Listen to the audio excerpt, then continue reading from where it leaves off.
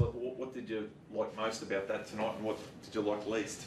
There was probably a bit of everything there, wasn't it? The game definitely fluctuated in and out for us with a few areas, really. We once again, our ability to score from times in sort of went up and down a little bit. Our effort in the third quarter was probably the most disappointing it's been so far, so that was there, but the boys fought it back and it got back to where we wanted to be. So it was a bit of a fluctuating game. It probably, it's probably a classic last game before round one where it was a little bit scrappy, a little bit sloppy, and the intensity wavered a little.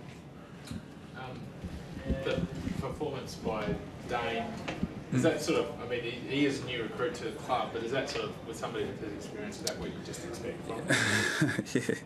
Yeah, it's nice to have a player you can expect that sort of output from, isn't it? He's a very good player and just plays well every week. It's exciting to bring in a player that's not just exciting but consistent with his output. And he did that again today. I thought our mids got beaten a little bit as a group in that third quarter.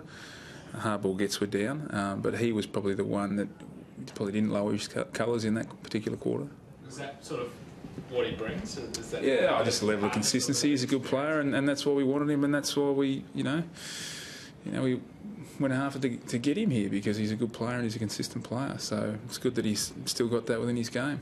Now, Christensen, what do you make of his effort? Yeah, I thought he was good. He was sharp, made some, as you do, first game errors, but he's a good decision maker, and he'll just get better with every week. So. Was that midfield lapse a concern being? It was built around hardball gets, that lapse, so that often means that you're just a little bit on the back foot conserving yourself. Maybe it was a little bit of we've had a good 2.5 games, but maybe we should just get through injury free, maybe. But you can't do that at all. And I just reminded the boys of that at the break, that you can't have any physical lapses in this game, because we don't want to go into our first game with that being our last memory of how we played, a horrible finish. So they rectified that, which was good. So we should go into our round one game full of confidence that we've ticked a lot of boxes. Talking of injury-free, how's Darcy, mate? We're not sure. Scans will determine that. Obviously, he came back on and thought, no, maybe this isn't good enough to stay on. Young players don't tend to know their bodies as well as older players, and Darcy, the way he plays his football, will definitely, if he's gone off the ground, obviously it's a bit sorer than most, because he does play at a pretty aggressive fashion. So, but scans will determine whether he can play or not round one. Just going back to what you said before there, but so you're confident your team is capable of playing 120 minutes of solid football and not have those sort of lapses when the season? I think every team gets better with every week, including round one. Round one is also still got a little bit of that fast, frenetic pace to it, and it tends to be a bit more calmer as the weeks go on and a bit harder. But I think we're as ready as we can be for round one. Justin, in addition to the contested footy dropping off in the third quarter, I thought the defensive pressure in the first half was really good, and against Sydney it's been a feature of the pre-season, and then when it drops, the whole thing falls apart for you. Is that sort of really what your side's based on at the moment? I think every team's built on their defensive pressure, and that's how you're supposed to go about it. So any team that drops that part of the game, you tend to get scored against quickly, and that's what happened to us. 5 goals, 3 we kicked in the end, but that third quarter, they kicked. Was that 4-3 in that third quarter?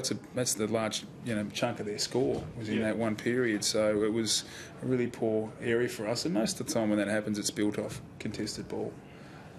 So I was wondering whether it was fatigue, because it's a taxing thing. But then you ran out probably stronger than them. So is it a mental lapse or? Well, it's the great challenge as a coach. Is it between the ears or in the legs? And I felt at that point in time it was between the ears, and I think the last quarter probably shows that the large majority of it was between the ears, because we fixed it up. And you've got any more with Stay perhaps injured, any concerns with the forward line then going into round one and kicking as well, obviously? We're going to have concerns with our forward 50 finding a key. Once again, we didn't have the big guy marking it again tonight. Can we keep developing that with our young boys and what we have on our list? Time will tell. But we put Rocky forward at the end. He kicks a goal, so we'll have to use those options as well over time. So it's going to be a little bit different to most other teams how we get the bulk of our scores. But if our defensive pressure is good, that'll keep us in games for longer, and we've done that for 3 games now, so that's good. Is it fair to not write off the 2 rucks, but Steph took a mark and they both got a look at a couple and just didn't hang on to them. But a lot of blokes the ball might have been slippery. Like, is it?